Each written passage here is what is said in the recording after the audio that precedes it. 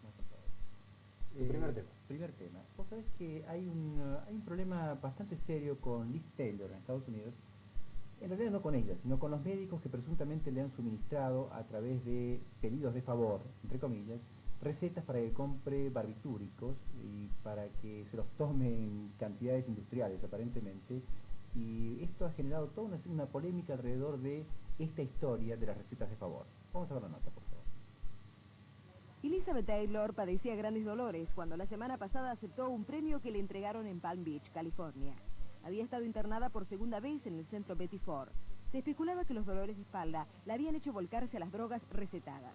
Cuando la Junta de Narcóticos de California notó que se le recetó una cantidad extremadamente excesiva de drogas, comenzaron una investigación a los médicos que la atendían. Se informó que Taylor no está siendo investigada. No se han dado a conocer ni los nombres de las drogas ni los médicos involucrados, pero aclaremos, las que deben ser informadas cuando se recetan son opio, barbitúricos y estimulantes. Algunos facultativos dicen que a los pacientes les resulta muy fácil conseguirlas. Esta investigación tiene algo de parecido con una realizada por la Junta de Examinadores Médicos de Tennessee sobre la conducta del de Elvis Presley, el doctor George Nicopoulous, quien fuera hallado culpable de recetar indiscriminadamente sustancias que deben ser controladas, pero fue liberado de cualquier responsabilidad en la muerte de Elvis Presley. Elizabeth Taylor declaró una vez que las drogas y el alcohol casi terminan con su vida. En una entrevista concedida hace 2 años a una revista, cuando se le preguntó si hubiera muerto debido a su dependencia a las drogas, contestó que sí. Bueno, en realidad sí se conocen el nombre de algunas de las drogas que toma Liz Taylor, entre otras son benzodiazepinas, son derivados parecidos al Valium. Y esto, hay como una especie de técnica para tomar estas drogas.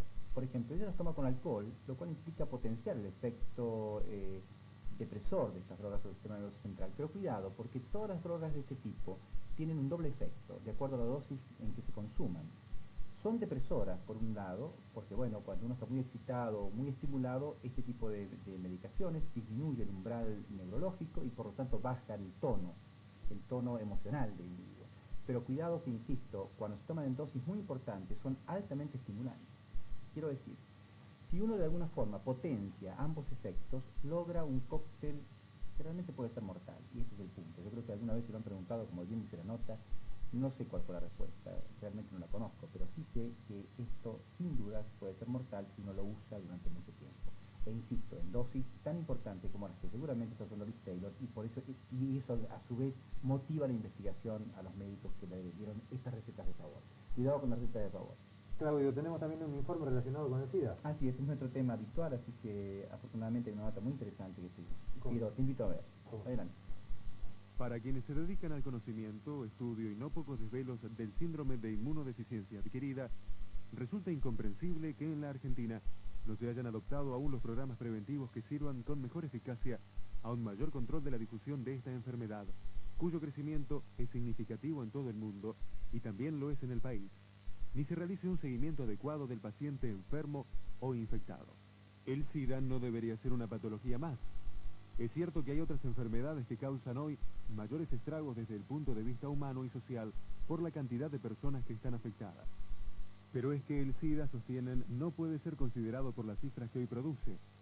Es bien sabido que si no se llega a una solución pronta que acabe con el virus mutante que la produce, esta será una de las patologías más peligrosas que teñirá de un especial clima el próximo siglo, en el que todos vamos a estar más o menos en contacto con el virus. Bueno, ustedes han visto una interesantísima foto tridimensional del retrovirus que provoca el SIDA, que el virus pertenece a esta familia. Y evidentemente la acción para controlar esta enfermedad o esta epidemia sin duda se basa en la prevención. Yo reconozco y estoy de acuerdo con esto respecto a que el Estado argentino no ha puesto demasiado énfasis en este tema y lo ha hecho muy tibiamente. Esto es verdad, aquí en este mismo lugar la doctora Esteves lo dijo hace ya un par de meses y yo coincido plenamente con ella porque aún hoy no se hacen las cosas como deben ser hechas en este aspecto. Vale decir, cuando uno sale al exterior y ve la fuerza que tiene la promoción de la prevención del SIDA en países como los Estados Unidos o cualquiera de los países europeos que están involucrados en este tema, evidentemente la diferencia es notable. Y aquí, señores, tenemos una potencialidad de SIDA espeluznante. Yo les recuerdo un solo dato que estábamos comentando recién con Franco Saro con él. En nuestro país, 1 de cada 1000 a 1.200 bolsas de sangre de los bancos de sangre están potencialmente infectadas, de acuerdo a encuestas muy serias hechas por el Hospital de Clínicas, por la Hospital Escuela José de San Martín y avaladas por el Ministerio de Salud Pública. Una de cada 1.000 a 1.200 bolsas. En Gran Bretaña, una de cada 70.000 bolsas están infectadas. En su desarrollo, sin duda, va a estimular o va a avalar o va a, sin dudas, a dar el empujón adecuado para que el SIDA se convierta en una epidemia muy difícil de controlar si no cambian algunos hábitos, como reutilizar elementos descartables. Uno, estábamos comentando esto en la radio a la mañana, perdón. Dos, no testear adecuadamente las bolsas de sangre de los bancos de sangre, etcétera, etcétera. Vale decir, insisto, cuidado que el SIDA con el subdesarrollo es una mezcla también mortal. Hoy trabajo a destajo, ¿tienes otro informe más? Sí, pero después por una semana no vengo. No es cierto, pero es cierto. La nota siguiente es interesantísima porque tiene que ver con las mujeres embarazadas que consumen alcohol en exceso. Van a ver qué ocurre con el chico cuando esto pasa en mujeres embarazadas. Veamos la nota. Las estadísticas oficiales indican que de los 4 millones largos de alcohólicos que se detectan en nuestro país, alrededor de un tercio son mujeres. La creciente adicción femenina a esta droga legal añade una nueva vertiente dramática a los graves problemas que de por sí origina el alcoholismo.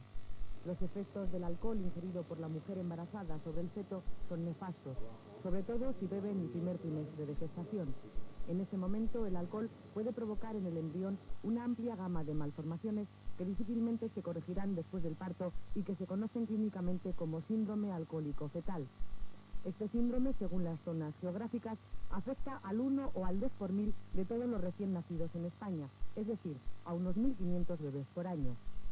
El alcohol también es responsable del 20% de los retrasos mentales y es el origen de importantes disfunciones en el comportamiento de los bebés y en su posterior desarrollo psíquico. Detrás de muchas fobias, tics, dislalias, dislexias o trastornos afectivos se encuentra el síndrome alcohólico fetal. Pero esto no es todo. Si la madre ingiere habitualmente alcohol en el último trimestre de embarazo, el bebé nacerá con el síndrome de abstinencia. Ustedes han escuchado las cifras. Casi el 10% de las mujeres en España abusan de alcohol.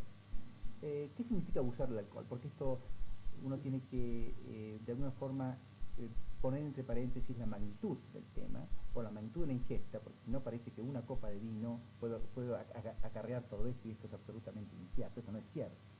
Vale decir, ¿cuál es la dosis máxima de alcohol permitido a punto de partida de la cual aparecen estas alteraciones, este abanico tan grande que conforma el síndrome alcohólico fetal? O en su defecto el síndrome de abstinencia en los chicos recién nacidos cuya madre ha ingerido alcohol en exceso. Bueno, pues las dosis están más o menos alrededor de estos valores. Algo así como 40 gramos de alcohol por día, y esto implica 3/4 litros de vino por día, 1 litro de cerveza por día, o aproximadamente unas 2 o 3 medidas de whisky. Por encima de estas cifras, evidentemente la dependencia al alcohol es un hecho concreto y ocasiona, no solo en el chico sino en la madre, gravísimos trastornos que son realmente irreversibles. Quiero decir, una copa de vino, vuelvo a insistir, nunca ha matado a nadie, por lo menos hasta ahora. Lo cierto es que sobre esta cifra, sobre estos valores, es cuando aparecen estos trastornos que son, vuelvo a repetir, irreversibles. Uno no los puede curar. Muchísimas gracias, Claudio. Hasta mañana. Nos vemos mañana, Franco. Buenas noches.